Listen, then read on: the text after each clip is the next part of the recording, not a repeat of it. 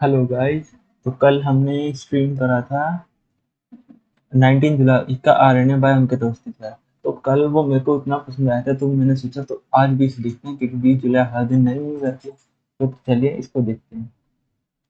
है आप सभी का वाईफाई स्टडी 2.0 पर। मैं हूं अंकित अवस्थी, आप हैं मेरे साथ। 20 जुलाई 2022 रियल न्यूज एंड एनालिसिस सभी प्रतियोगी परीक्षाओं के लिए बेहद महत्वपूर्ण। फिर चाहे आप यूपीएससी, एसएससी, बैंकिंग, रेलवे, जिस भी एग्जाम की तैयारी कर रहे हो, यदि वहां पर current affairs with proper analysis पूछा जाता है तो आप सभी साथियों का स्वागत है। जल्दी से सेशन को शेयर कर दीजिए, सभी साथियों को लाइव आने का मैसेज भेज दीजिए, सेशन को शेयर कर दीजिए, सभी साथियों को लाइव आने का इन्विटेशन भेज दीजिए।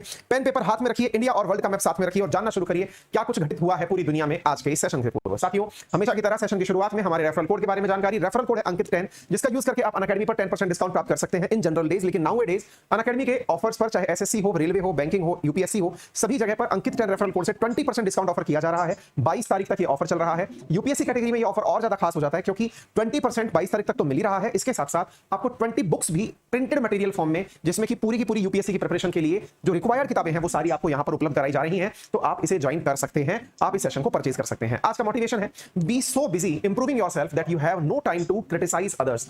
अपने आप को इतना बिजी कर दीजिए अपने आप के इंप्रूवमेंट में कि आपको दूसरे लोगों को क्रिटिसाइज करने का मौका ना मिले।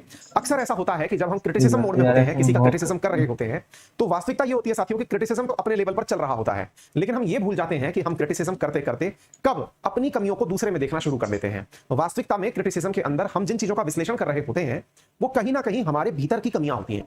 अगर आपको कोई व्यक्ति बहुत ज्यादा ऐसा लग रहा है कि यार ये बहुत ज्यादा बात करता है, बहुत ज्यादा बात करता है, इसका मतलब ये है कि आपको उसका बात करना अखर रहा है, क्योंकि आपको किसी बात करने वाले व्यक्ति ने इरिटेट पहले भी किया हुआ है। आपके मन में उसके प्रति एक भावना सी व्यक्त करती है, यार ये चुप हो जाए तो बढ़िया है ना।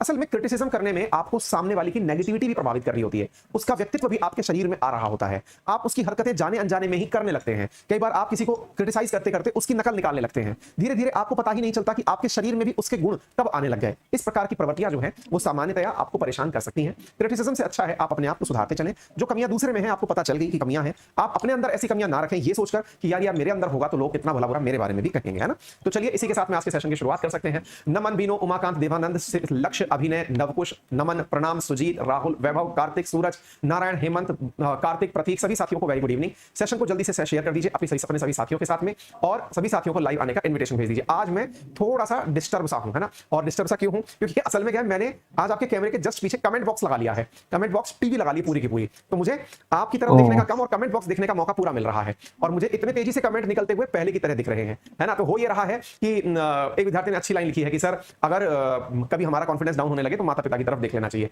एक लिख रहा है कि पाकिस्तान को परमानेंट सीट मिल गई है उसके अंदर, यूएनएससी के अंदर, ठीक है। तो ये कमेंट्स आज मुझे बहुत अच्छे से दिख रहे हैं, मुझे ऐसा लग रहा है कि सब सब मेरे साथ हैं, ठीक है। लेकिन अभी पॉइंट क्या है ना जी, कि आप सबके साथ होते होते मेरा फोकस थोड़ा सा हिल रहा है, फिर भी मैं कोशिश करता हूं मतलब बने रहने की, कैमरे की तरफ देखने की, कमेंट बॉक्स की तरफ ना कितने देखने की। क्यूट हालांकि मैंने हैं आज सर। यहाँ पर इस स्टूडियो में आज ही नया प्रयोग किया है आपके कमेंट्स देखने, क्योंकि अक्सर मुझे यूं देखना पड़ता था तो मैं कई बार कमेंट्स देखने में चूक जाता था, लेकिन अब आपके कमेंट्स देखने में मुझे थोड़ा आराम सा मिल रहा है। अब मेरे को ऐसा लग रहा है केवल आपसे बतियाया जा सकता है बढ़िया से, ठीक है। चलिए तो शुरुआत करते हैं साथियों आज के सेशन की। बहुत ही इंटरेस्टिंग खबरों भारत से छोड़ के शुरुआत हो जा रही रहे है। हैं लोग खबर यह है क्या? जनाब कि भारत को छोड़कर लोग जा रहे हैं, ऐसा ये भारत क्या छोड़कर हो रहा लोग है? जा रहे हैं, ऐसा खुद सरकार के द्वारा संसद में कहा गया है। संसद के अंदर व्हाट? मानसून सत्र में हमारे द्वारा मतलब मंत्री के द्वारा यह जानकारी दी गई एक प्रश्न के जवाब में। प्रश्न का जवाब देते हैं क्या मंत्री लोग? बिल्कुल देते हैं। संसद की गतिविधि भी आपको बताएंगे। संसद के अंदर मानसून सत्र चल रहा है, संसद के दौरान किस प्रकार से प्रश्न पूछे जाते हैं, कौन कौन से प्रश्न होते हैं, प्रश्नों का जवाब कैसे दिया जाता है, सारी बातें आपको आज के सेशन में बताएंगे। लेकिन फिलहाल के लिए आप सबसे पहले इस न्यूज को समझने का प्रयास करिए कि देश की नागरिकता छोड़ दी बहुत सारे लोगों ने लास्ट 3 सालों में। कितने लोगों ने छोड़ 3 दी, क्या सालों कुछ में? तथ्य है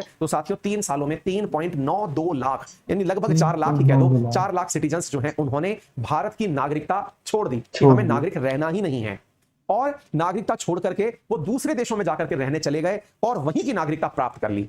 साथियों वहीं की भूखे नागरिकता पॉपुलेशन प्राप्त कर बढ़ा ली रहे हैं, 3.92 लाख लोगों ने। आप सोचकर देखिए कि इंडियन सिटीजनशिप हमें नहीं चाहिए, रखिए वो अपने भी पास, अमीर हम अमीर दूसरे लोग। देश में रहने जा रहे हैं। अकेले 2021 में 1.6 लाख लोगों ने सिटीजनशिप रिनाउंस की है, यानी कि छोड़ दी है। ये न्यूज अपने आप में से बाहर निकलकर कैसे आई, आइए मैं इसके बारे में आपको थोड़ी चर्चा बताता हूं। असल में क्या हुआ, लोकसभा के अंदर ट्यूसडे यानी जुलाई 19 को मिनिस्टर ऑफ होम अफेयर्स ने अपने द्वारा एक जानकारी दी। वो असल में एक प्रश्न का जवाब दे रहे थे। यह प्रश्न अनस्टार्ड प्रश्न था, उसके अंदर उन्होंने इस जानकारी को उपस्थित किया। यूनियन मिनिस्टर ऑफ स्टेट जिनका नाम है स्वामी नित्यानंद राय जो है, इन्होंने अपने द्वारा जो डिटेल्स प्रोवाइड करी मिनिस्ट्री ऑफ एक्सटर्नल अफेयर्स की, उसमें उन्होंने बताया कि इंडिया की तरफ से जो लोग सिटीजनशिप छोड़ करके जा रहे हैं वो लगभग 120 देशों में जाकर नागरिकता ले लिए हैं। आप ऐसे सोचिए कि देश की नागरिकता छोड़ करके कहां की नागरिकता ले ली, दूसरे देशों की, और कितने देश, 120 देशों में जाकर के। मतलब कई बार ऐसा फील आएगा आपको अंदर से कि क्या हमसे अच्छे 120 देश हैं क्या जहां जाकर के लोग रहने चले गए, यानी 120 देशों में इंडिया से छोड़कर लोग चले गए हैं, है ना। हम लोगों को लग सकता था कि हमसे डेवलप्ड नेशन में ही कोई जाएगा, 120 देशों में लोग चले गए हैं। एक नंबर निकल के आया है 3 लाख। किन क्वेश्चन का जवाब दे रहे थे? अनस्टार्ड प्रश्न का। ये अनस्टार्ड क्वेश्चन क्या होता है थोड़ी देर में बताऊंगा। संसद में 3 प्रकार के प्रश्न पूछे जाते हैं। हाँ भाई विराज, बहुत सारे पेड़ फूल पत्ती बना करके तुम जो है प्रणाम लिखकर भेज रहे हो, धन्यवाद, है ना।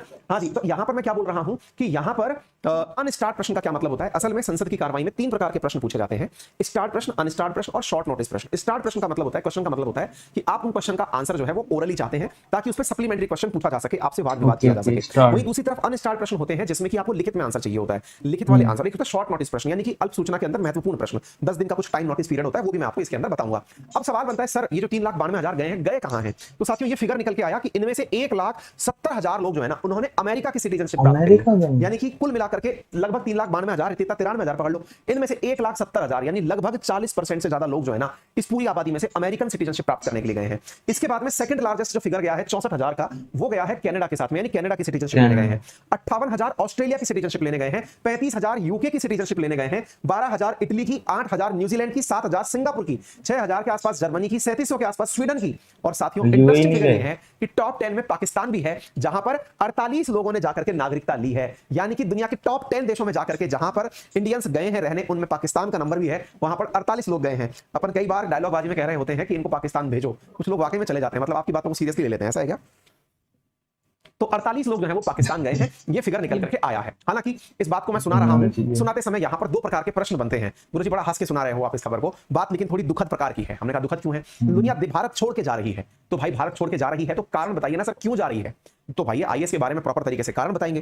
कारण के दौरान सरकार को भी जिन चीजों का पता है कि लोग आइदर हायर एजुकेशन के लिए इंडिया छोड़ते हैं, या फिर हायर सैलरी पैकेजेस के लिए इंडिया छोड़ते हैं, या फिर इंडिया छोड़ने के पीछे का सबसे बड़ा कारण है देश के अंदर अस्थिरता, या फिर डेवलपमेंट की कमी, हेल्थ फैसिलिटीज की कमी, लोगों के अंदर, या फिर पॉलिटिकल डिस्ट्रेस जो है, ये प्रमुख रीजन है जिसकी वजह से इंडिया छोड़ करके लोग दूसरे देशों के अंदर जाकर के अपनी, हालांकि ये पूरी लिस्ट हमने लगाई है 120 देशों की, कहां जाकर के लोग रहे हैं, कितने लोग रहे हैं, इससे आपको कोई फिलहाल तो कुछ दिख भी नहीं रहा होगा, कोई मतलब भी नहीं है। लेकिन इसके जो फिगर्स हैं, ये क्लास पूरी होने के बाद मैं अपने टेलीग्राम पर आपको शेयर कर दूंगा, वहां पर आप देख लेना, आपकी संतुष्टि के लिए ये काम का रहेगा, ठीक है। तो टॉप 10 देश कौन से रहे वो मैंने फिगर के साथ बता दिया। पाकिस्तान भी टॉप 10 के अंदर है, ठीक है ना। चीन के 10,000 रईस देश छोड़ना चाहते हैं, इनकी संपत्ति इतने करोड़ रुपए है, यानी कि साहब पैसा एक बार आ जाए या पैसा कमाने की स्थिति हो, लोग देश छोड़कर दूसरी जगह चले जाते हैं। ये फिगर है आपके सामने। अच्छा, इसी फिगर में अगर अमेरिका का फिगर आप देखते हैं तो 2019, 20 और 21, ये तो 20 कोरोना काल था इसलिए कम लोग गए, 21 का फिगर आपके सामने है। आप देख सकते हैं कितने सारे लोग जो हैं वो लास्ट के सालों का 3-3 सालों का पूरा विश्लेषण दिया हुआ है, यहां से लोग छोड़ करके जा रहे हैं, ठीक है ना।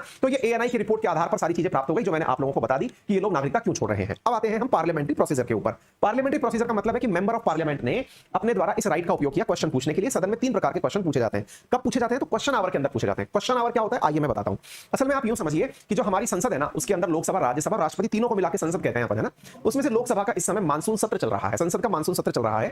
मानसून सत्र का मतलब ये नहीं बारिश आ गई तो चलो बैठ जाओ। भारत में 3 बार सत्र होता है, बीएमडब्ल्यू से आप याद रखते हैं, बजट, मानसून और विंटर के नाम से, ठीक है। अच्छा, इसमें प्रोसीजर क्या होता है कि सबसे पहले सुबह 11 बजे सब लोग बैठते हैं। सब लोगों का बैठना यानी कि सुबह 11 से लेकर 12 के बीच में जो समय है वो कुछ काम करने का नहीं होता, या फिर यूं समझ लीजिए कि वो स्पेशल मेंशन करने का, कॉलिंग अटेंशन का 0 आवर के नाम से जाना जाता है। संसद की कार्रवाई में पहला घंटा यानी 11 से लेकर 12 के बीच में। क्वेश्चन नंबर बोल रहा हूं 12, दोपहर 12 बजे से लेकर 1 बजे के बीच का जो 1 घंटा है, इस दौरान क्वेश्चन पूछे जाते हैं, उनका जवाब रिलेवेंट मंत्री के द्वारा दिया जाता है। यहां पर क्वेश्चन के अंदर 20 स्टार क्वेश्चन पूछे जा सकते हैं प्रतिदिन और 155 अनस्टार्ड क्वेश्चन पूछे जा सकते हैं। अब ये क्या होता है 20 स्टार और 150 अनस्टार्ड? तो देखिए यहां पर क्या है, जो 20 स्टार क्वेश्चन है इसका मतलब होता है कि आप इनके आंसर लिखित में प्राप्त करना नहीं अपितु बोलकर प्राप्त करना चाहते हैं। जैसे मान लो कि आप में से बहुत सारे लोग जो हैं किसी क्लास टीचर के पास डाउट पूछने गए, उन डाउट में से आपने कुछ क्वेश्चंस के ऊपर टिक लगा दिया, आपने कहा सर इनको बस बोल के बता देना, इसके अंदर जो है वो हमको डिटेल जानने की जरूरत नहीं है, आप में बोल के इसके बारे में समझा देना। तो जो स्टार आपने लगाए ना वो क्वेश्चन संसद में भी पूछे जाते हैं, लेकिन आज के जमाने में स्टार क्वेश्चन की वैल्यू ज्यादा है। क्यों? क्योंकि उसमें मंत्री महोदय बोलते हैं तो आप उसके अपोजिशन में क्वेश्चन आंसर कर सकते हैं, यानी कि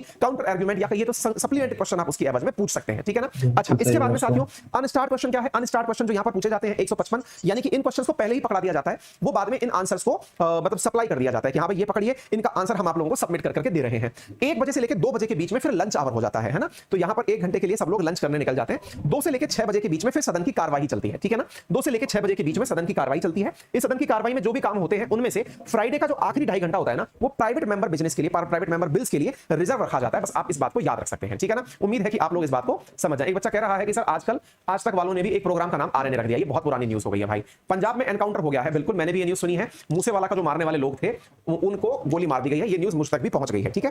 क्या एनकाउंटर यार, ये हाँ क्या सरकार कर रही है। अंटार्कटिका बिल कल लेकर के आ जाएंगे, ठीक है बेटा। हाँ ठीक है। अब आप इतना तेजी से अगर कमेंट चलाएंगे ना तो मेरा ध्यान पूरे टाइम वहीं रहेगा। इससे बेहतर है कि आप थोड़ा तसल्ली से कमेंट करिए। इतना तेजी से आपके कमेंट जा रहे हैं ना कि अपना दिमाग वहीं लग जाएगा आज के दिन, ठीक है। तो हमने 3 तरह के क्वेश्चन बता दिए आपको, स्टार वाले, दूसरे वाले हो गए जिनके अंदर रिटर्न आंसर, जब क्वेश्चन पूछूं तो ही आंसर दीजिएगा। आप अभी शांति से बैठ के पढ़िए। जो लोग चैट करने के लिए यहां पर मुझे बातें भेज रहे हैं ना, उनसे निवेदन है प्लीज इतना तेजी से वहां पर कमेंट मत आने दीजिए, अपने कमेंट को थोड़ा रोक लीजिए, क्योंकि फिर मेरा ध्यान ज्यादा आपके कमेंट्स पर चला जाएगा। क्योंकि पहली बार इतने सारे कमेंट सामने से देख रहा हूं, अगर यूं देखने का मुझे मौका नहीं मिलता, मैं कैमरे में देख करके बोलता रहता हूं, है ना। तो आप सबसे गुजारिश है कि कोशिश करिए जब मैं आपसे कोई प्रश्न पूछूं तो ही आप उसका जवाब देने के लिए यहां पर उपस्थित हो, ठीक है। आइए तो साथियों यहां पर क्या है, तो ये तीनों प्रकार के क्वेश्चन का टाइप मैंने आपको बता दिया। ये सारी बातें मैंने आपको अभी तक क्लियर कर दी हैं, ठीक है। लोग क्यों सिटीजनशिप छोड़ रहे हैं इनके बारे में मैंने बता दिया। इन जनरल क्या होता है, लोगों को लगता है कि दूसरी जगह अच्छा जॉब मिल जाएगा, अच्छी रहने की कंडीशन मिल जाएगी, या फिर क्लाइमेट चेंज या अनफेवरेबल पॉलिटिकल कंडीशन है उनसे मुक्ति मिल जाएगी, इसलिए लोग छोड़ करके चले जाते हैं, ठीक है। ये सारे कारण हमने आप लोगों को यहां पर बता दी। भारत में माइग्रेशन 2 प्रकार से हुआ है, एक इंडिपेंडेंस से पहले और एक इंडिपेंडेंस के बाद। इंडिपेंडेंस से पहले जो माइग्रेशन हुआ था ना, वो इंडियंस को फोर्स्ड लेबर बना करके ले जाया जाता था। हाँ भाई, एक विद्यार्थी लिख रहे हैं नीट के अंदर ड्रेस के विषय के ऊपर कुछ बात हुई है, वो बताइए। तो वो मैं अभी 5वें नंबर क्वेश्चन पर लिया हुआ है बेटा मैंने, है ना। दीपक लिख रहे हैं कि उनका यूपीएससी प्री पास हो गया, बहुत बढ़िया बेटा, है ना। चलिए तो यहां पर क्या कह रहा हूं मैं आप लोगों से कि जो प्री इंडिपेंडेंस था ना, हमारे आजादी से पहले का जो टाइम था, उस समय पर जो हमारा डायस्पोरा यानी इंडियंस जो इंडिया छोड़ के जाते थे, उनको जबरदस्ती ले जाया जाता था, जबरन लेबर बना के ले जाया जाता था। लेकिन आज के समय पर ऐसा नहीं है। आज परिस्थितियां ऐसी है कि लोग पढ़ने या अच्छी जॉब करने के लिए स्वतः बाहर जाते हैं, ठीक है ना। अच्छा तो ये मैंने आपको बता दिया है, इसके अंदर सारे फिगर हो गए हैं। आगे बढ़ते हैं। ये फिगर हो चुके। अच्छा अब आप पूछेंगे ये सिटीजनशिप जो है ये दी कैसे जाती है। पहला, आप खुद से छोड़कर चलेगा कि ये रखो अपनी सिटीजनशिप, नागरिकता मुझे नहीं चाहिए। दूसरा होता है भारत सरकार भी कई बार आपसे सिटीजनशिप वापस ले लेती है। कब ले लेती है भाई, मान लीजिए कि आपने देश की इंडिया की भी नागरिकता ले ली और अमेरिका की भी नागरिकता ले ली। अब अगर आपके पास 2 जगह की नागरिकता है ना, तो इंडिया का संविधान कहता है कि आप केवल एक जगह की ही नागरिकता अपने साथ रख सकते हैं, 2 जगह की नागरिकता नहीं रख सकते। ऐसी स्थिति में आपकी इंडिया की नागरिकता स्वतः ही टर्मिनेट हो जाती है, ठीक है। नंबर 1 बात, अगर आपकी नागरिकता टर्मिनेट हो गई इस देश के अंदर, जैसे मान लो आज के समय अगर मैं मेरी बात करूं कि आज मैं मान लो अमेरिका चला जाता हूं रहने के लिए, ठीक है। वहां अगर मैं चला जाऊं अपनी नागरिकता यानी इंडिया वाली नागरिकता छोड़ करके कि साहब मैंने अमेरिका की नागरिकता ले ली, मुझे इंडिया छोड़कर जाना है, तो जो मेरी बच्चियां हैं ना उनकी भी नागरिकता स्वतः ही समाप्त हो जाएगी। यानी मेरे जो माइनर चिल्ड्रंस है ना उनकी नागरिकता स्वतः ही समाप्त हो जाएगी। मतलब एक की नागरिकता देते ही बाकी लोगों की नागरिकता भी खत्म हो जाती है। फिर वो जो बच्चे हैं, सर मान लीजिए आपके बच्चे नहीं जाना चाहते हो विदेश, तो वो जब 18 साल के हो जाएंगे ना, तब इंडियन सिटीजनशिप के लिए वो वापस क्लेम कर सकते हैं कि भाई हमें इंडिया की सिटीजनशिप वापस चाहिए, यानी कि उन्हें मिल जाती है, ठीक है ना। ठीक है, इसके बाद में ये चीज मैंने आपको बता दी। दूसरा क्या तरीका है, मान लो कि कोई व्यक्ति ऐसा है जिसको किसी दूसरे देश के अंदर कोई पनिशमेंट मिल गया। पनिशमेंट मिल गया मतलब क्या हो गया कि मान लीजिए किसी दूसरे देश के अंदर उसे गिरफ्तार कर लिया गया है 2 साल के लिए। मान लो कोई इंडिया का व्यक्ति है, वो कहीं दूसरे देश में गिरफ्तार हो गया, मान लो दुबई के अंदर 2 साल से ज्यादा की सजा हो गई, तो इंडिया उसको अपनी सिटीजनशिप से मुक्त कर देता है कि जाओ बेटा तुमने दूसरे देश में जाकर क्राइम किया तो हम तुमको वो कर देते हैं, ठीक है। दूसरी चीज, अगर कोई व्यक्ति इंडिया से लगातार 7 साल से बाहर रह रहा है तो भी उसकी सिटीजनशिप चली जाती है। अब आपके दिमाग में एक सवाल बनेगा, क्या सर कोई हमारे संविधान की बेइज्जती करे तो भी क्या उसकी सिटीजनशिप छीनी जा सकती है? बिल्कुल छीनी जा सकती है, यानी कि डिसरेस्पेक्टफुल कॉन्स्टिट्यूशन का अगर करने पर उस व्यक्ति की सिटीजनशिप छीनी जा सकती है। सर एक बात बताइए, सिटीजनशिप से संबंधित यानी नागरिकता से संबंधित प्रावधान कहां दिए हुए हैं? तो भारतीय संविधान के अंदर जो हमारी यूनियन लिस्ट के विषय है उसके अंदर तो दिया हुआ ही है। सिटीजनशिप भारतीय संविधान के भाग 2 के अंदर आर्टिकल 5 से लेकर 11 के बीच में भी इसका जिक्र किया हुआ है। सिटीजनशिप के अंदर जो प्रोविजंस हैं वो हमारे गणतंत्र दिवस के साथ साथ ही लागू हो जाते हैं। आर्टिकल नंबर 5 से लेकर 11 के बीच में ही भारत की नागरिकता कैसे प्राप्त करनी है, कैसे छोड़नी है, आदि सबके प्रावधान इन्हीं आर्टिकल्स के तहत दिए हुए हैं, ठीक है। हमारी सिटीजनशिप के अंदर जो सबसे इंपॉर्टेंट चीज है वो ये है कि हम दोहरी नागरिकता किसी को नहीं देते, यानी कि कोई इंडिया की नागरिकता के साथ अमेरिका की लेना चाहे हम नहीं उपलब्ध कराते। दूसरा, आप अगर देश को छोड़कर जा रहे हैं तो आपको अपना पासपोर्ट सरेंडर कराना होगा और कैंसिलेशन स्टेप का कैंसिलेशन कराना होगा। भारत की जो मतलब वो है आपकी नागरिकता है उसको लेने के लिए आपके पास में बर्थ, डिसेंट, रजिस्ट्रेशन, नेचुरलाइजेशन और इनकॉर्पोरेशन ऑफ टेरिटरी जैसे ऑप्शंस हैं। यानी मान लीजिए कि आपका जन्म भारत में हुआ है तो स्वतः नागरिक हो गए, और जो तरीके हैं वो देश के अंदर क्या, जैसे नेचुरलाइजेशन, जैसे आपको यदि याद हो तो अदनान सामी को इसी प्रक्रिया के तहत भारत की नागरिकता दी गई थी। भारत ने हाल ही में सिटीजनशिप में अमेंडमेंट एक्ट भी पारित किया था 2019 में, जिसका देश में बहुत विरोध प्रतिरोध हुआ था। सीएए के नाम से आपको याद होगा, सिटीजनशिप अमेंडमेंट एक्ट के नाम से आया था, जिसमें भारत ने कहा था कि भाई जो रिलीजियस माइनॉरिटीज हैं जो हमारे पड़ोसी देशों से हैं, जैसे हिंदू, सिख, बुद्ध, जैन, पारसी, क्रिश्चियन, जो और देशों में जैसे अफगानिस्तान, बांग्लादेश और पाकिस्तान में है, और वो इंडिया में 2015 से पहले एंट्री कर गई हैं, तो उन्हें भारत में नागरिकता दे दी जाएगी, है ना। इस प्रकार का हम लोगों ने एक कानून पारित किया था। अच्छा मैं आपको एक चीज और बता दूं, भारत के अंदर सिटीजनशिप प्राप्त करनी हो ना तो उसके लिए जो पहले मतलब क्राइटेरिया था, द रिक्वायरमेंट ऑफ देम, यानी इन लोगों के लिए क्राइटेरिया क्या था कि 11 साल से इंडिया में रह रहे हो, लेकिन इसको बदल करके 5 साल कर दिया गया। यानी कि जो लोग इंडिया में आकर के रहने लग गए बाहर से और उनके पास नागरिकता नहीं थी और 5 साल पहले ही आए थे इन 3 देशों से, कहां से, अफगानिस्तान, पाकिस्तान और बांग्लादेश से, तो उन्हें 5 साल के भीतर भीतर ही नागरिकता उपलब्ध करा देंगे। ठीक है, आपको ये याद होना चाहिए। अब आपने अगर नोटिस किया हो तो मैंने इस पूरे क्वेश्चन का आंसर जब आपको कराया तो आप इसको थोड़ा ध्यान से एक यूपीएससी एस्पिरेंट की तरह अगर फील करें तो आपको समझ में आएगा कि मैंने इस क्वेश्चन की पूरी सीक्वेंसिंग क्या रखी है। सीक्वेंसिंग क्या रखी है, मतलब ये है, सबसे पहले हमने आपको बताया कि ये मुद्दा चर्चा में क्यों है, नंबर 1। फिर चर्चा में क्यों है इसके कारण हमने बताया कि भाई इस तरह से लोग चले गए हैं, तो ये मुश्किल से 2 लाइन के अंदर लिखा जा सकता है।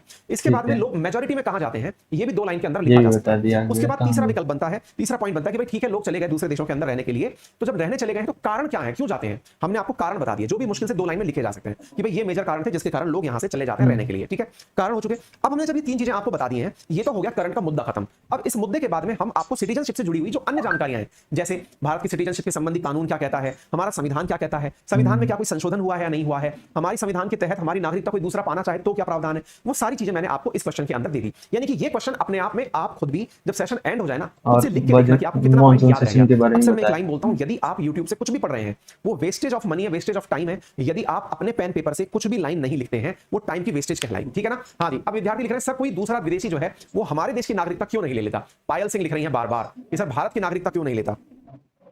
लेते हैं, भारत की नागरिकता का भी फिगर है 1000 1200, ये जो है ना भारत की नागरिकता का प्रावधान है। ठीक है,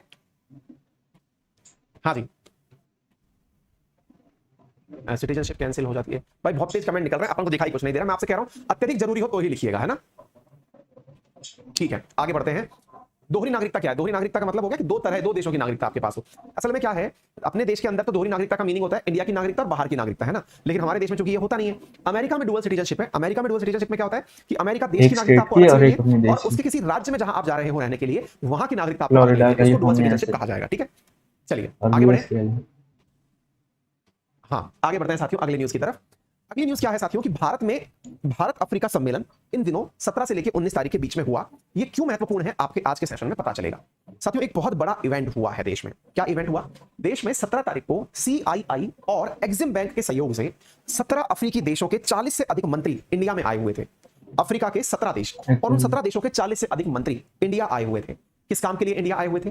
इंडिया के साथ व्यापार के संबंध में चर्चा करने के लिए कि साहब हम इंडिया के साथ व्यापार करके कैसे आगे बढ़ सकते हैं, इस चीज के लिए वो इंडिया आए हुए थे। ठीक है, तो CII और एग्जिम बैंक, एग्जिम बोले तो एक्सपोर्ट इंपोर्ट बैंक जो है, उसकी मदद से हाल ही में इंडिया और अफ्रीका का एक सम्मेलन संपन्न हुआ। यानी कि एक ग्रोथ पार्टनरशिप का जो इवेंट था वो संपन्न हुआ। ये अपने आप में बहुत ज्यादा मायने रखता है। क्यों मायने रखता है? क्योंकि देखिए 2 चीजों का कोइंसिडेंस है। 17 जुलाई को प्रारंभ हुआ और ये 17वां था। 2005 के बाद से 2022 में ये 17वीं बार आयोजित हुआ है। तो 17 जुलाई तो एक डेट है, लेकिन आप टाइम याद रखिएगा, 17th टाइम है ये, है ना। अच्छा, तो 2005 में पहली बार इसे आयोजित करवाया गया था। इसके अंदर इंडिया और अफ्रीकन नेशंस आपस में बैठकर एक दूसरे के साथ अपॉर्चुनिटी डिस्कस करते हैं। अब आप पूछेंगे कि ये क्या मामला है भाई। देखो इसको यूं समझिए हल्के तरीके से, जिस प्रकार से इंडिया के केस में हम बात करते हैं कि इंडिया बहुत सारे देशों के लिए एक्सपोर्ट डेस्टिनेशन है, जैसे अमेरिका, चाइना, यूरोपियन यूनियन, ये अपने बनाए हुए उच्च स्तर के जो मामले हैं वो जो है वो इंडिया में एक्सपोर्ट करते हैं। भाई इनके लिए इंडिया एज ए मार्केट दिखाई देता है। यही कारण है कि हमारे जो इंपोर्ट्स हैं वो इन देशों से बड़ी मात्रा में है। लेकिन साहब भविष्य में आप केवल इंपोर्ट करके ही अपने देश को आगे नहीं बढ़ा सकते। इसकी जगह क्या करना होगा? आपको एक्सपोर्ट बेस्ड इकोनॉमी बनानी होगी। तो जब हम एक्सपोर्ट बेस्ड इकोनॉमी की बात करते हैं तो हमें अपने से इकोनॉमी में निम्न या फिर जिन्हें हमारी आवश्यकता है ऐसे देशों की जरूरत पड़ती है। तो ऐसी स्थिति में इंडिया को एज ए मार्केट नजर आता है अफ्रीका। मुसीबत यह है कि उनके पास इतना पैसा भी नहीं है जिसकी वजह से हमें क्या मिल जाए, मतलब एक प्रकार से बहुत बड़ा व्यापार मिल जाए। लेकिन फिर भी अफ्रीका के अंदर बहुत सारे आजकल माइंस एंड मिनरल्स का पता चल रहा है। ऐसी स्थिति के अंदर उन माइंस एंड मिनरल्स पर भारत की नजर बनी हुई है कि अगर ऐसा हो हमारे साथ भविष्य में कि अफ्रीकन देशों के अंदर गोल्ड का भंडार, यूरेनियम का भंडार, पेट्रोल डीजल का भंडार मिले तो उसे भारत अपनी मित्रता के साथ ले सके। ठीक है, फिलहाल के लिए आप इसको यूं समझिए। ठीक है, तो आपके सामने ये तस्वीरें हैं जिसमें आप देख सकते हैं हमारे देश के जो वेंकैया नायडू वाइस प्रेसिडेंट हैं उन्होंने इस समिट का इनॉग्रेशन किया। हमारी तरफ से जो हमारे विदेश मंत्री हैं वो इस समिट के अंदर उपलब्ध हुए। इसको आयोजित कराने के लिए CII और एग्जिम बैंक ने इसको आयोजित किया। यहां पर साथियों 40 हाई लेवल मिनिस्टर उपस्थित हुए थे 17 देशों के। ये देश कौन कौन से थे? तो देखिए इधर की तरफ Cameroon, Burkina Faso, Eswatini, Congo, Ethiopia, Gabon, Guinea, Ghana, Niger, Malawi, Mauritius, Sudan, Namibia, Nigeria, Sierra Leone, इन देशों के लोग हमसे मिलने के लिए यहां पर उपस्थित हुए थे। ठीक है ना। तो ये अपने आप में African continental free trade agreement जो है उसका ग्राउंड तैयार किया जा रहा था। आप इसको यूं समझिए, भारत क्या चाहता है भविष्य के अंदर कि अगर हमारे एक्सपोर्ट हो तो एक्सपोर्ट अफ्रीका के अंदर प्राथमिकता से हो। लेकिन फिलहाल की स्थिति क्या है? अफ्रीका को क्या ये बात समझ में नहीं आती क्या कि इंडिया उन्हें एज ए मार्केट देख रहा है?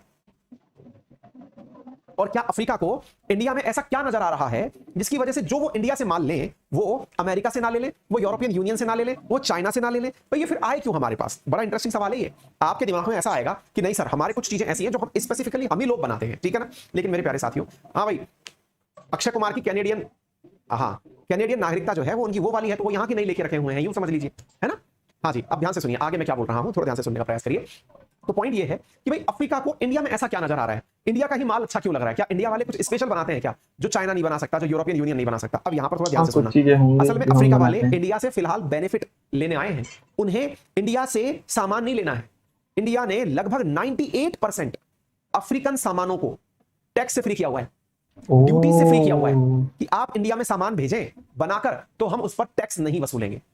मतलब समझिए, जिस प्रकार से डब्ल्यूटीओ के अंदर लीस्ट डेवलप्ड नेशन का कंसेप्ट है, जिसके अंदर यह कहा जाता है कि डेवलप्ड कंट्रीज में जब लीस्ट डेवलप्ड नेशन से कोई सामान बिकने जाएगा तो उसके ऊपर टैक्स नहीं वसूला जाएगा, ठीक ऐसे ही इंडिया ने अफ्रीकन यूनियन के जो ये देश हैं इनके साथ ये प्रोविजन किया हुआ है कि वो, ध्यान से सुनिएगा, क्या किया हुआ है कि वो अपने द्वारा जब इंडिया को सामान भेजेंगे तो इंडिया उन पर इंपोर्ट ड्यूटी नहीं वसूलेगा। इससे क्या होता है? इससे होता यह है कि हमारे पास अफ्रीकी माल जो है ना वो ज्यादा मात्रा में आ रहा है और इंडिया का जो माल है वो कम मात्रा में एक्सपोर्ट हो रहा है।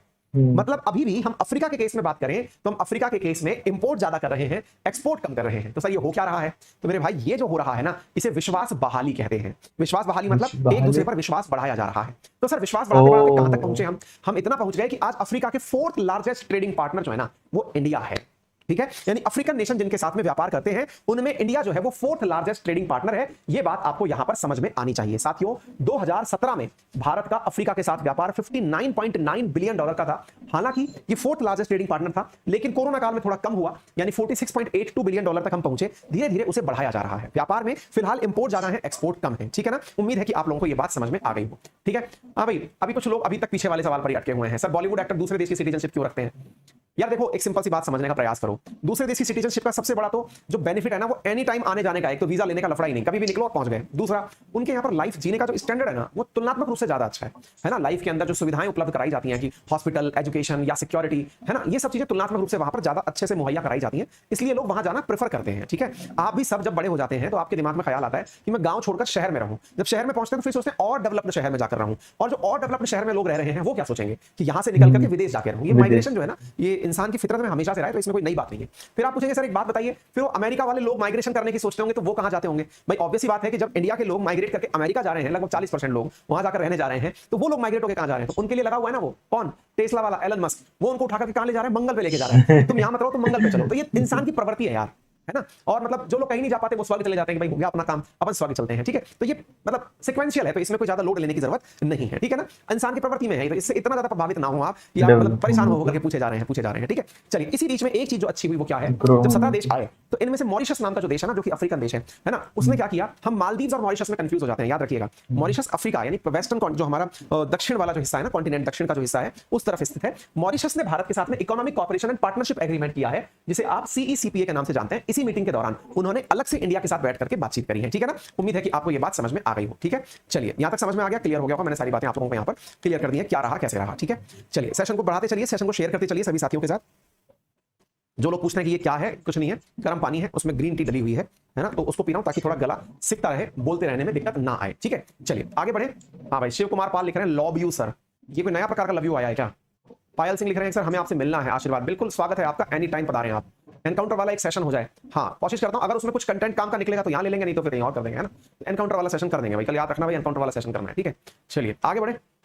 हाँ जी, एक विद्यार्थी बहुत देर से लिखे जा रहे हैं सर आप टाइम के पक्के नहीं है, है ना। हाँ, ये जो बालक है ना इससे मुझे असीम प्यार है दोस्त, मैं बहुत ज्यादा टाइम का पक्का हूं, मैं इस समय भी आ जा रहा हूं ना, इसको ही मेरी पंक्चुअलिटी समझो आप, है ना। जब मेरी जैसी जिंदगी थोड़ी भी जीने लगोगे ना तो एहसास होगा कि मेरा जितना पंक्चुअल होना इतने में ही तुम्हारी यूपीएससी पास हो जाएगी, ठीक है। तो मैं मेरे हिसाब से, क्योंकि मैं अपनी नजर में नहीं गिर सकता, मुझे मालूम है कि मैं आपके सामने रेगुलर पहुंच रहा हूं, ये मेरी पंक्चुअलिटी है, रादर देन ये कि मैं आपके पास 9 बजे की जगह 10 बजे पहुंच रहा हूं, ठीक है ना। 10 बजे भी आता हूं तो मैं 9 बजे इन्फॉर्म कर देता हूं, डेली आते हैं बहुत अच्छी बात है, ऑटोमेटिक आपके सामने लिखा हुआ आ जाता है कि सेशन कितने बजे होगा, ठीक है। तो आप इसको थोड़ा सा ये वाला मेरा वाला जीवन काल काट रहा हूं ना मैं, इस वाली स्थिति में आप पहुंच जाएंगे, क्लासेस लेना छोड़ देंगे, आप कहेंगे कि बहुत हो गया, अब छोड़िए, अब अपना एक ही काम संभाल लेते हैं, ठीक है। फिर भी मैं जद्दोजहद करके चल रहा हूं और रात को 10 बजे जब गला जवाब दे चुका होगा तब क्लास लेने आ रहा हूं। तो साथियों, हाल ही के अंदर क्या है, केंद्र की ईआरसीपी को राष्ट्रीय परियोजना घोषित करने से क्यों रोकता है, केंद्र सरकार क्यों रोकती है?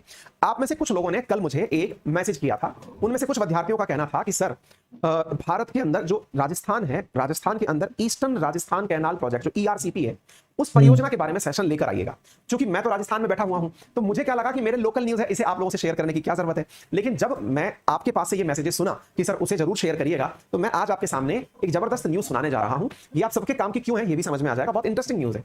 इंटरेस्टिंग है, आप इसको यूं समझिए कि आप में से बहुत से लोग, चाहे वो यूपी में बैठे हो, बंगाल में बैठे हो, उड़ीसा में बैठे हो, बिहार में बैठे हो, उन्हें चंबल नदी के बारे में जरूर पता होगा। चंबल नदी, क्योंकि आप चंबल को यमुना की सहायक नदी के रूप में तो याद रखते ही हैं, साथ में आप ये भी याद रखते हैं कि भाई ये इकलौती ऐसी नदी है जो राजस्थान में बहती है, लेकिन पूरे समय पानी अपने साथ रखती है, सूखती नहीं है। राजस्थान में भी नदियां हैं, नदियों में भी पानी है, और वो मतलब सूखता नहीं है, इसलिए इसे आप खास मान सकते हैं। ठीक है, अच्छा, तो अब हुआ क्या, इसी चंबल नदी से जुड़ा हुआ सवाल है, इसलिए आप इसे ध्यान से सुनिए। और चूंकि देश के सबसे बड़े राज्य, भौगोलिक क्षेत्रफल के आधार पर भारत का सबसे बड़ा राज्य है राजस्थान, ठीक है, राजस्थान राज्य की सूचना है, इसलिए आपको जरूर सुननी चाहिए। आइए मैं आपको बताता हूं, सारी कंट्रोवर्सी बताऊंगा, क्या कहानी है वो सारी बातें मैं आपको बताऊंगा। राजस्थान में क्या हो रहा है इन दिनों, राजस्थान में केंद्र सरकार और राज्य सरकार एक प्रोजेक्ट को लेकर आपस में भिड़े हुए हैं।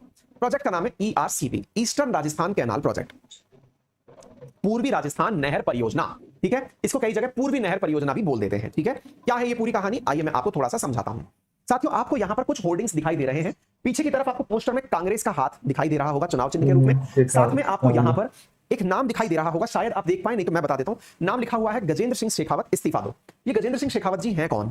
साथियों, आपको याद होगा जोधपुर नामक राजस्थान के अंदर जो जगह है, वहां से सांसद चुनकर आते हैं गजेंद्र सिंह शेखावत जी। वो वर्तमान में केंद्र सरकार के अंदर जल शक्ति मंत्री हैं। ठीक है, राजस्थान से ही हैं, जल शक्ति मंत्री हैं केंद्र के, यानी आपके हमारे सबके, राजस्थान राज्य के नहीं पूरे देश के। जल शक्ति मंत्री, जल संसाधन का जितना भी काम हो रहा है उसमें उनका इंटरफेयर है। आइए दूसरी बात सुनते हैं। इसी बीच में एक चीज आपको यह समझ में आनी चाहिए कि कांग्रेस कह रही है कि इन्हें अपने पद से इस्तीफा देना चाहिए। तो भाई कांग्रेस ऐसा क्यों कह रही है? कांग्रेस इसलिए कह रही है क्योंकि आपके होते हुए राजस्थान के अंदर ईस्टर्न राजस्थान कैनाल प्रोजेक्ट अटका हुआ क्यों है। तो अब यह सवाल बनता है कि साहब ये ऐसा क्या प्रोजेक्ट है जिसमें इनसे अपेक्षाएं हैं और अपेक्षा में कांग्रेस विरोधी हो रखी है। और तीसरी सबसे इंपॉर्टेंट बात, क्यों यह न्यूज आ रही है कि केंद्र सरकार नहीं चाहती कि यह प्रोजेक्ट हो। इन सभी की चीजों में एक चीज गोलमोल निकल के आती है, और वो ये है, क्या है अल्टीमेटली ईआरसीपी, पहले ये तो बताओ। चलो मैं आपको बताता हूं। देखो साथियों, आप लोगों को यह बात समझनी होगी कि राजस्थान के अंदर जिस चंबल की मैंने चर्चा करी, आप एक काम करिए कमेंट बॉक्स में तब तक आप इतना बता दीजिए, चंबल कौन से राज्य से निकलती है और कहां से निकलती है। कमेंट बॉक्स में इस बात का आंसर दीजिए, तब तक मैं आपको आगे की बात बताता हूं। जैसा मैंने आपसे कहा कि चंबल राजस्थान राज्य में बहने वाली वो नदी है जिसमें पूरे साल पानी रहता है। लेकिन राजस्थान, ये जो पूरा मैप आपको दिख रहा है, लगभग इसमें राजस्थान का एरिया कवर किया गया है, मतलब शुरुआती तौर पर इसका एरिया कवर किया गया है। अब क्या है ना साथियों कि चंबल नदी जो है, उस चंबल नदी से एक बहुत बड़ा सेंस ये निकलता है कि उसका जो पानी है वो पानी बारिश के साथ बहकर या स्वतः ही बहकर, एमपी से निकलती है, बहुत बढ़िया, पानी के साथ बहकर या स्वतः ही बहकर के यमुना नदी के अंदर गिर जाता है। चंबल का पानी यमुना में गिर गया। यूपी के अंदर एक जगह है जिसका नाम है इटावा, इटावा नामक जगह पर ये चंबल नदी में जाकर, चंबल नदी का पानी यमुना नदी में जाकर गिर जाता है। ठीक है, एमपी के अंदर से निकल करके आता है। कमेंट बॉक्स के अंदर आंसर आने लग गया है। ठीक है साथियों, आगे बढ़ते हैं। इंदौर के पास एक जगह है महू, वहां से निकल करके आता है। ठीक है, बहुत बढ़िया, सही आंसर दिया आप लोगों ने। अब क्या है ना, राजस्थान सरकार क्या चाहती थी, मैं आपको बता रहा हूं, वसुंधरा राजे के समय की बात। गहलोत जी से पहले जब सरकार आई थी, वसुंधरा राजे सरकार, उन्होंने एक प्रोजेक्ट तैयार किया। क्या प्रोजेक्ट तैयार किया कि क्यों ना हम ऐसा करें, क्या कि चंबल का पानी निकालकर जो और नदियां हैं, राजस्थान में और नदियां भी हैं, जैसे काली सिंध है, पार्वती है ना, ये जो छोटी छोटी नदियां हैं, इन नदियों में चंबल का पानी ट्रांसफर कर दें। अब आपका दिमाग आएगा, राजस्थान में नदियां भी होती हैं, जो बाहर के लोग हैं उनको ऐसा लगता है, बिल्कुल होती हैं साहब, हमारी नदियां सूखी नदियां हैं, यानी उनके अंदर साल भर पानी नहीं बहता, बारिश का पानी आता है तो बहता है, और ज्यादा बारिश नहीं होती तो पानी भी नहीं बहता है। ऐसी स्थिति में वसुंधरा सरकार ने निर्णय लिया कि एक काम करते हैं, हम इस पानी को लेते हैं चंबल नदी से और लेकर के राजस्थान पूर्व की तरफ, पूर्व की तरफ का मतलब कैसे होता है, देखो अगर मैं मैप में कहूं कि ये राजस्थान है उदाहरण के रूप में, तो ऊपर की तरफ नॉर्थ होगा, नीचे की तरफ साउथ होगा, राइट हैंड साइड पर ईस्ट होगा, लेफ्ट हैंड साइड पर वेस्ट होगा। तो आप यूं समझिए कि ईस्ट की तरफ इस पानी को ले चलते हैं। बोले कैसे लेके चलोगे? बोले नदियों को आपस में जोड़ते हुए। बोले इसके अंदर नदियों को खोदना पड़ेगा, बोले खोदने का पैसा ले लेंगे। बोले खोदने से आपको पानी पहुंचने के बाद अल्टीमेटली तो वो बह ही जाएगा, फिर क्या कहें, तो बोले अगर वो पानी बह जाए तो एक काम करो, डैम बना देना। तो डैम के अंदर पानी ट्रांसफर करके फिर एक डैम से दूसरे डैम में ट्रांसफर करके ऐसे बनाते हुए चले जाओ। बोले इससे फायदा क्या होगा? बोले इससे फायदा, इससे राजस्थान के पूर्व और दक्षिण पूर्व वाले जो राज्य हैं, वो जिले जो हैं, उनको पानी मिलना शुरू हो जाएगा। कितने जिलों को? 13 जिलों को। देखो साथियों, यहां पर जिलों के नाम दिए गए हैं, इनको समझना। पानी तो मिलेगा पर और जगह पे पानी जाएगा तो फिर पानी और ज्यादा अभाव बनेगा, क्योंकि राजस्थान में गर्मी काफी ज्यादा है तो और पानी का रिडक्शन हो जाएगा। और पानी वाटर वेपर से तो ग्लोबल वार्मिंग भी होती है। मतलब पर इससे फायदे भी हैं कि हाँ, और स्टेट्स में जाके पानी जाएगा तो वहाँ की मिट्टी थोड़ी अच्छी हो जाएगी। राजस्थान में कुल 33 जिले हैं। उन 33 जिलों में से 13 जिलों के पास झालावाड़, बारां, कोटा, बूंदी, सवाई माधोपुर, अजमेर, टोंक, जयपुर, करौली, अलवर, भरतपुर, दौसा, धौलपुर, इन जिलों को पानी मिलना शुरू हो जाएगा। इनके अंदर सूखा नहीं पड़ेगा इनको पूरे टाइम। बोले तब तक का प्रोजेक्शन है, बोले अगर आज पानी पहुंचाना शुरू किया तो 2051 तक पानी खत्म नहीं होगा, अगले 30 साल का जुगाड़ हो जाएगा। बोले बहुत बढ़िया। वसुंधरा राजे जब थी उस समय पर उन्होंने इसका पूरा आइडिया तैयार करवाया, खर्चा निकल कर आया 40,000 करोड़। कितना? 40,000 करोड़। बोले इस काम को कर तो देंगे लेकिन इसके अंदर 40,000 करोड़ का खर्चा आएगा। अब राजस्थान जैसा राज्य जो आर्थिक रूप से इतना भी सक्षम नहीं है कि वो अपनी एक परियोजना पर इतना पैसा लगा दे, तो फिर क्या हुआ? इस परियोजना को राष्ट्रीय परियोजना डिक्लेयर करने की मांग की गई। राष्ट्रीय परियोजना से क्या मतलब है? ऐसी स्कीम्स जिन्हें राष्ट्रीय परियोजना डिक्लेयर कर दिया जाता है, उनका 90% जो पैसा है ना वो केंद्र सरकार को देना होता है। उदाहरण के लिए अगर मैंने आपसे कहा 40,000 करोड़ की परियोजना है और इसे राष्ट्रीय परियोजना डिक्लेयर कर दिया जाए तो 36,000 करोड़ जो है वो केंद्र सरकार को देने होंगे और 4,000 करोड़ राज्य सरकार को देने होंगे। और इससे क्या होगा? इससे सारा काम बन जाएगा। तो राजस्थान सरकार, अब वसुंधरा राजे सरकार बदल गई, गहलोत सरकार आई। गहलोत सरकार ने इसके लिए तगड़ा क्या वो करा, मतलब काम किया कि उन्होंने इस चीज के लिए केंद्र को खूब रिक्वेस्ट की, खूब तरीके से बात की कि साहब इस परियोजना को केंद्रीय परियोजना डिक्लेयर कर दो। अब भाई बीइंग ए सीएम वो यही तो काम कर सकते हैं, भाई अपने द्वारा अपनी राज्य की बातें केंद्र के सामने उठा सकते हैं। तो गहलोत साहब ने खूब मतलब अच्छे से केंद्र के सामने ये बात रखी कि आप इसे केंद्रीय परियोजना डिक्लेयर कर दो। लेकिन अब यहां पर पॉलिटिकल मोटिवेशन अटक गए। क्या अटक गए? देखो आप एक बात समझो, अगर हम इसकी केवल कैलकुलेशन राजनीति की भाषा में समझें तो इससे सीधा सीधा नुकसान किसको है और फायदा किसको है ये समझ में आना चाहिए। नुकसान उन्हें है जो कि पहले इस प्रोजेक्ट को बनाए थे। दो बातें समझो, देखो पहले इस प्रोजेक्ट को बनाई थी वसुंधरा सरकार, नंबर दूसरा केंद्र में जो मंत्री बैठे हैं गजेंद्र सिंह शेखावत जी वो भी बीजेपी से ही हैं। अगर वो इस प्रोजेक्ट को अनुमति दे देते हैं तो क्रेडिट कौन खा जाएगा? असल में राजनीति में बहुत ज्यादा बड़ी लड़ाई क्रेडिट की होती है। क्रेडिट किसका? ईआरसीपी को राष्ट्रीय परियोजना डिक्लेयर किसने करवाया? तो अगर मान लीजिए कि वो कर भी देते हैं गजेंद्र सिंह शेखावत जी, तो सवाल क्या बनेगा कि साहब गहलोत जी के कहने पर ऐसा हुआ था। अब ये मुद्दा अटक गया वोट बैंक का, जो कि एनालिसिस मेरा नहीं है, सब न्यूज़पेपर्स का है। न्यूज़पेपर्स का द इंडियन एक्सप्रेस का मैं एनालिसिस आपको बताता हूं, आप जरा उसे देखें। इंडियन एक्सप्रेस का एनालिसिस है कि अगर ऐसा हो जाता है, मैं लेके तो आया था यार, कहां ये रहा, देखिए आप इसको थोड़ा सा समझने का प्रयास करिए। 13 डिस्ट्रिक्ट्स के अंदर अगर इस प्रोजेक्ट को कवर करा दिया जाता है, उनमें से 8 डिस्ट्रिक्ट जो है वो ईस्टर्न डिस्ट्रिक्ट है, यानी पूर्वी डिस्ट्रिक्ट्स हैं। उनके अंदर जो अलवर, जयपुर, अजमेर, बारां, कोटा, इन सब क्षेत्रों में स्वाभाविक है कि भाई कांग्रेस का अपने प्रति आस्था लोगों के अंदर बढ़ जाएगी कि भाई पानी पहुंचा दिया, इससे बढ़िया क्या होगा।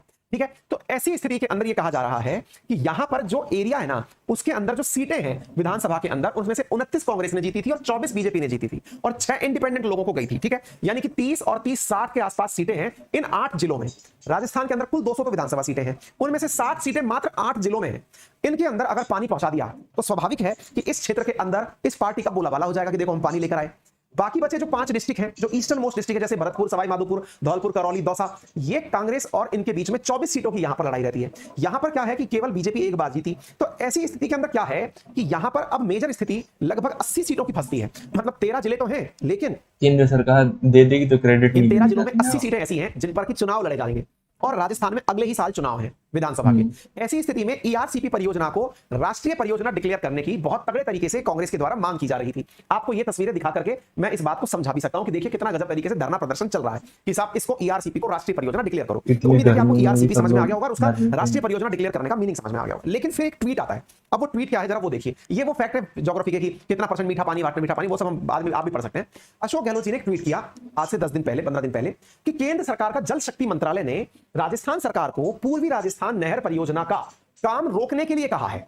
हमारी सरकार ने ईआरसीपी के लिए 9600 करोड़ का बजट राज्य कोष से जारी कर दिया है। अब देखिए आप इस बात को, यहां पर गहलोत साहब ने एक सिक्सर और चल दिया। क्या सिक्सर चल दिया कि भाई कुल प्रोजेक्ट कितने का था? 40,000 करोड़ का प्रोजेक्ट था। आप समझ रहे हैं इस बात को? 40,000 करोड़ के प्रोजेक्ट के अंदर यदि 90% और 10% का मामला रहता तो राजस्थान सरकार को 4,000 करोड़ ही देने होते और 36,000 करोड़ केंद्र सरकार को देने होते। अब क्या हुआ? गहलोत साहब ने क्या किया? ईआरसीपी परियोजना में जब केंद्र ने अपने द्वारा इसे राष्ट्रीय परियोजना डिक्लेयर नहीं किया, उस समय उन्होंने खुद ने इसके अंदर राज्य कोष से 9600 करोड़ रुपए प्रथम किस्त के रूप में जारी कर दिए। मतलब लगभग 25%, 20 से 25% जो अमाउंट है ये इन्होंने खुद ने जारी कर दिया। इसका मतलब समझ में आया? इन्होंने कहा कि अगर केंद्र सरकार हमारी मदद नहीं कर रही है तो हम खुद से इसको बना लें। तो भाई साहब 9600 करोड़ रुपए का बजट इन्होंने ईआरसीपी में जारी कर दिया। अब दिक्कत क्या है? जब ये बजट जारी हुआ तो गहलोत साहब का कहना क्या है कि अब इनकी बात फंस गई। क्या फंस गई? कि साहब इस बजट का उपयोग कौन करेगा? मतलब बजट का तो कांग्रेस ने अनाउंसमेंट कर दिया, बीजेपी अपने साथ में इसको यूं लेके चल रही थी कि हम डिक्लेयर करेंगे। तो फिर यहां पर इनका ट्वीट है कि जल शक्ति मंत्रालय कहता है कि इस परियोजना को रोक दिया जाए। तो अब बताइए सहानुभूति या जन सहानुभूति किनके साथ हो गई? गहलोत जी के साथ में। क्या सोचकर कि यार गहलोत जी तो काम सही कर रहे हैं लेकिन जल शक्ति मंत्रालय उनके काम को रोक रहा है या उसमें बाधा लगा रहा है। अब जल शक्ति मंत्रालय से पूछा गया कि सर एक बात बताइए, आपने कुछ रोकने करने वाली बात कही है क्या? भाई गजेंद्र सिंह शेखावत जी जो है काफी बड़े कद्दावर नेता हैं सरकारी राजस्थान के, केस चल रहा है इनसे पूछा मस्त गया तगड़ा। कि साहब एक बात बताइए, क्या आपने इस तरह का कुछ प्रोजेक्ट रोकने रुकाने जैसी बात करी है क्या? फिर इनने कहा कि भाई देखो, चूंकि ये नदी एमपी से आती है, ऑब्वियस सी बात है, एमपी के मऊ से आपने अभी लिखा चंबल नदी, तो जब नदी वहां से आती है तो उस नदी के ऊपर एमपी का भी तो हक है। और ऐसी स्थिति में राजस्थान सरकार और एमपी सरकार इन दोनों को मिलकर डिसाइड करना होगा कि हमको किस प्रकार से आगे बढ़ना है, यानी कि उस राज्य की भी परमिशन लेना अनिवार्य है।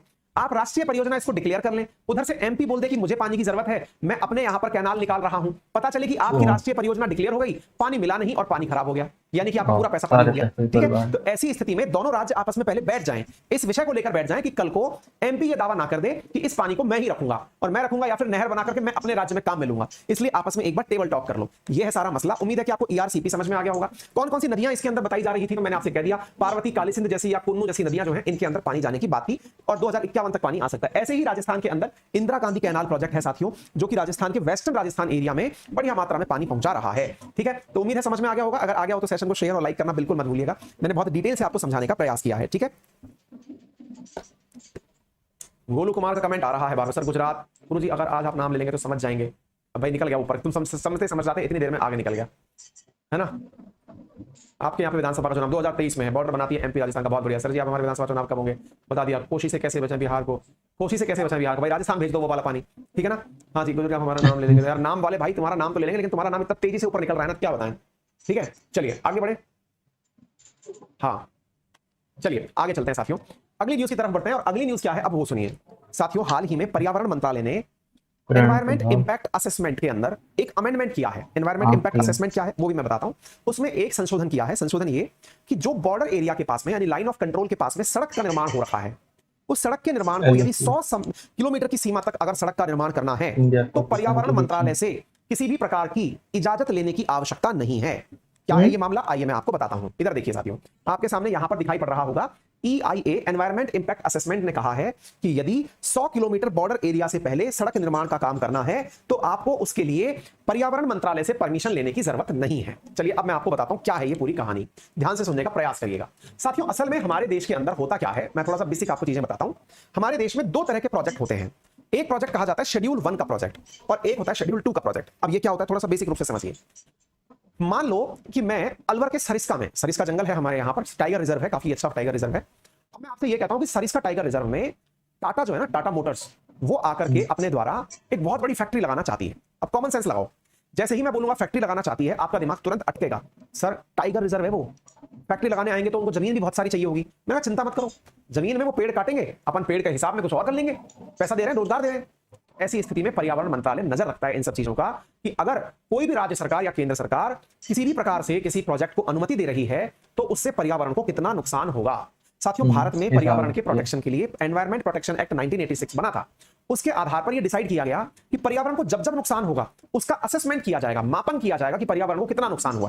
क्यों? क्योंकि जब जब आप विकास के कार्य करने निकलेंगे, विकास के कार्य मतलब भाई हो सकता है कभी आपको कोई टनल बनानी पड़े, हो सकता है कभी माइंस खोदनी पड़े, हो सकता है कि कभी आपको वहां से तेल निकल जाए तो आपको तेल निकालना पड़े, है ना, हो सकता है वहां पर रहवास की सुविधा करनी पड़े, देश की जरूरत के हिसाब से आपको चीजें बदलनी पड़ेंगी। ऐसी स्थिति में हर निर्माण कार्य से पहले, जो बड़े निर्माण कार्य हैं उनसे पहले पर्यावरण के अंदर कितना प्रभाव पड़ेगा, इसलिए कहते हैं एनवायरमेंट इंपैक्ट असेसमेंट, पर्यावरण प्रभाव का विश्लेषण, यह करना अनिवार्य कर दिया गया। कब? वर्ष 2006 के अंदर। तो वर्ष 2006 में एनवायरमेंट इंपैक्ट असेसमेंट बनकर आया, फिर कई सालों तक वो चलता रहा। इसमें होता क्या था? इसमें होता यह था कि कोई भी काम आप करने जा रहे हो, मान लो कोई फैक्ट्री आ रही है, तो पर्यावरण मंत्रालय पहले उसका असेसमेंट करवाता था, कितना नुकसान होगा।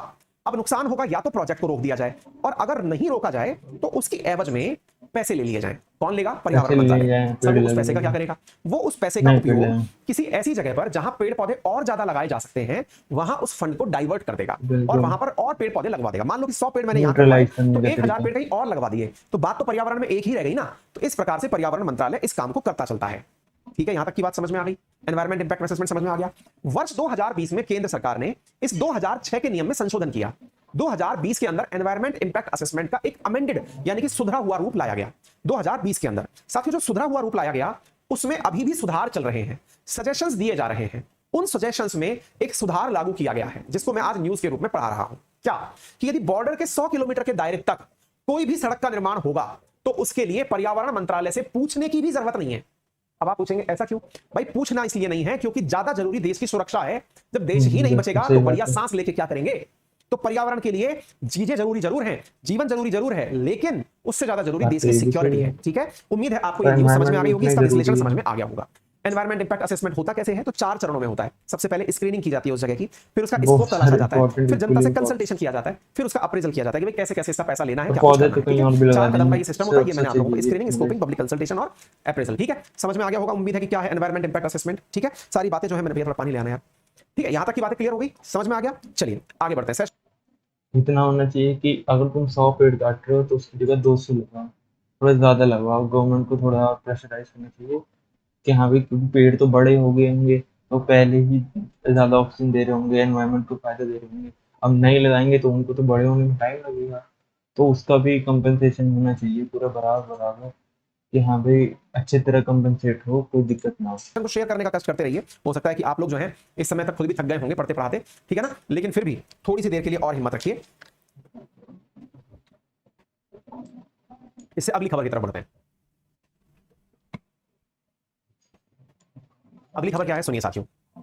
हाल ही में केरल के अंदर नीट के एग्जाम के दौरान, नीट का एग्जाम अभी 17 तारीख को हुआ था, 17 को हुआ था ना, 17 तारीख को नीट का एग्जाम हुआ। तो केरल के अंदर एक सेंटर पर नीट की परीक्षा देने आई हुई बच्चियों से जिस प्रकार का व्यवहार किया गया, उस व्यवहार के आधार पर महिला आयोग ने, राष्ट्रीय महिला आयोग ने संज्ञान लिया है। इसके साथ साथ नेशनल टेस्टिंग एजेंसी ने भी संज्ञान लिया है, उस जगह की जांच करने के लिए जा रहे हैं। इवन केरल सरकार के द्वारा केंद्रीय गृह मंत्रालय को, केंद्रीय अब शिक्षा क्या होगा मंत्रालय को यहाँ लिखकर पे? भेजा गया है कि जो आपकी नेशनल टेस्टिंग एजेंसी है उसने ये दुर्व्यवहार क्यों किया। क्या है पूरी घटना, आइए मैं आपको विस्तार से बताता हूं। आपको मालूम होगा मेडिकल के अंदर जो भी लोग एमबीबीएस करने जाते हैं या फिर जो भी मतलब मेडिकल साइंस के अंदर ग्रेजुएशन करने जाते हैं, उनके लिए एक एग्जाम होता है जिसे आप नीट के नाम से जानते हैं, है ना। इस नीट के एग्जाम को होना था, कब होना था, 17 तारीख को, ये हो भी गया। कौन आयोजित कराता है इसे, नेशनल टेस्टिंग एजेंसी के द्वारा इसे आयोजित करवाया जाता है। ठीक है, क्या हुआ कि केरल की एक डिस्ट्रिक्ट है जिसका नाम है कोल्लम। कोल्लम नामक जगह पर क्या हुआ साथियों कि यहां पर महिलाओं के साथ चेकिंग करते समय महिलाओं के जो अंडरगारमेंट्स थे या इनरवियर्स थे उन्हें निकलवा दिया गया। ये अपने आप में काफी शर्मिंदगीपूर्ण घटना है। शर्मिंदगीपूर्ण घटना इसलिए कि वहां चेकिंग के समय पर महिलाओं के इनरवियर्स निकलवा दिए गए।